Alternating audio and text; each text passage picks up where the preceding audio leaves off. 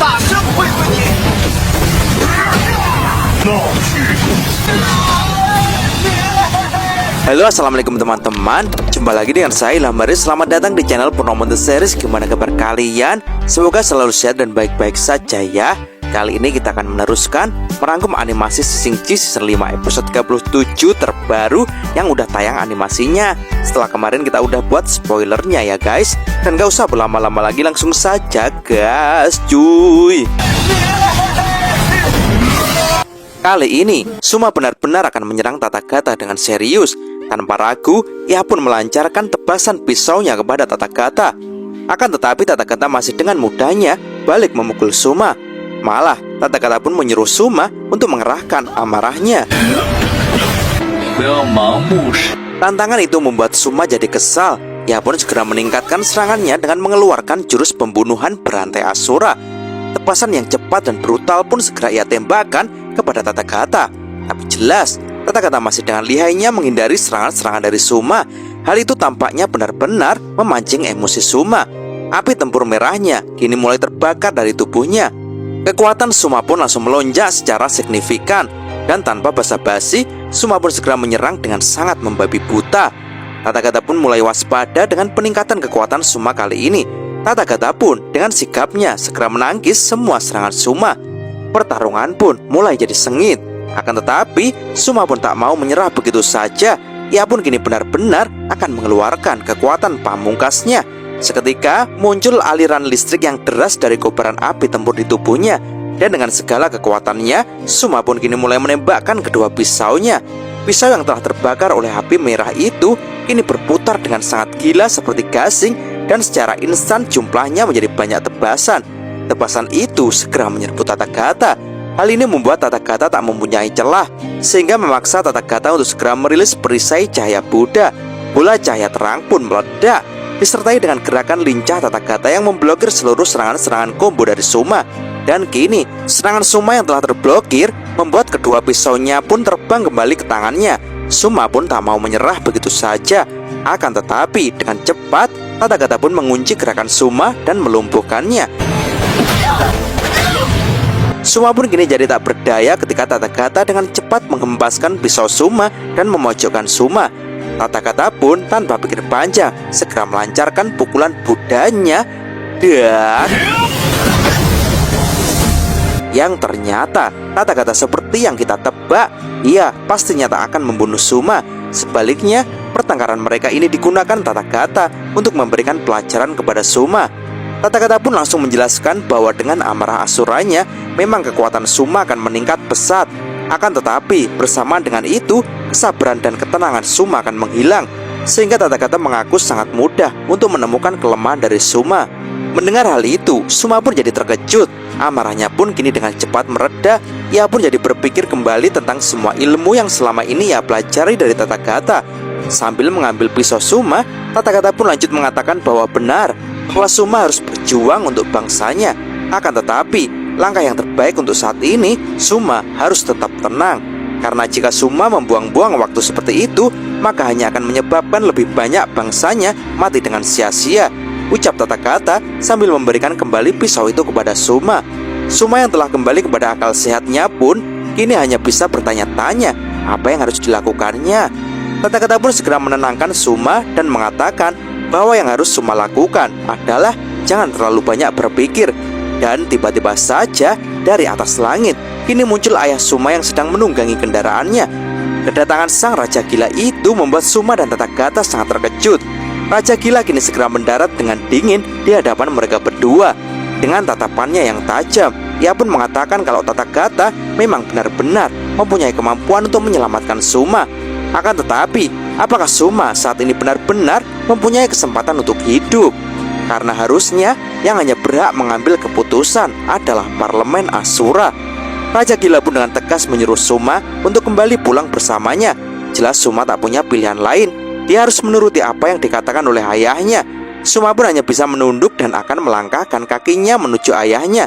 Tapi Tathagata pun segera menahannya. Ia pun dengan tegas balas mengatakan bahwa sejak ia membawa pergi Suma, maka hanya ialah yang berhak memutuskan kapan Suma kembali pulang.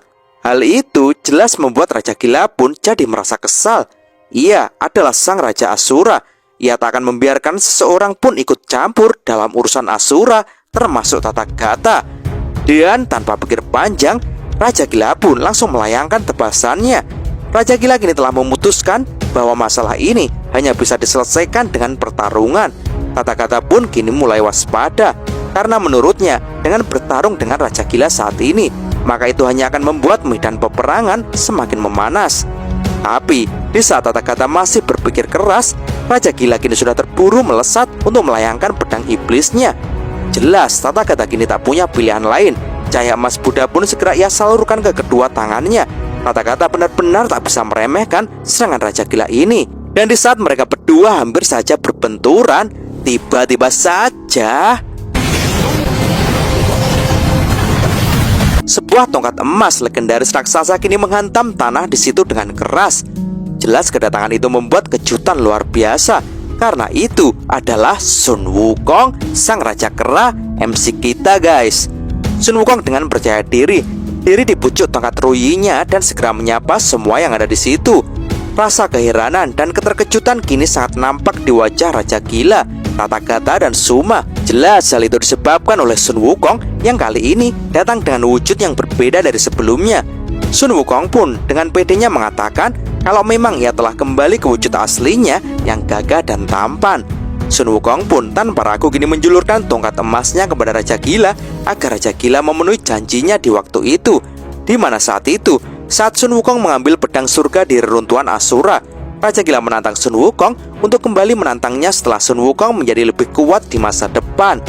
Dan memang kali ini setelah Sun Wukong mendapatkan kembali tubuh aslinya, ia merasa kekuatannya menjadi jauh lebih kuat. Dan tak mau berlama-lama lagi, mereka pun saling melancarkan kekuatan dari senjata andalannya masing-masing. Tongkat Ruyi dengan aura tempur merah dan pedang iblis dengan aura tempur ungu kini segera bertabrakan dengan sangat keras. Suara benturan logam yang bising seketika menggema di tanah yang luas itu. Mereka pun saling beradu tebasan dengan sangat sengit. Bahkan Sun Wukong kini tanpa ampun segera melancarkan pukulan King Kongnya yang langsung menggeprek Raja Gila di dinding bukit. Akan tetapi, pukulan keras dan brutalnya itu tampaknya belum membuatnya Raja Gila terluka sedikit pun. Hal itu hanya membuat api amarah di tubuh raja yang unik itu semakin terbakar. Raja Gila kini mulai serius dan ia bertekad akan segera menunjukkan kekuatan yang sebenarnya dari Asura. Sun Wukong pun dengan pedenya menanggapi bahwa itu hanyalah lelucon. Kata-kata provokasi otomatis keluar dari mulutnya bahwa kekuatan Raja Gila hanyalah suatu hal yang sepele di mata Sun Wukong. Mereka pun kini saling serang kembali. Dentuman-dentuman keras merajalela. Sun Wukong tanpa ambil pusing juga melayangkan pukulan tongkat King Kongnya yang benar-benar dahsyat. Ledakan besar pun muncul dari kekacauan ini.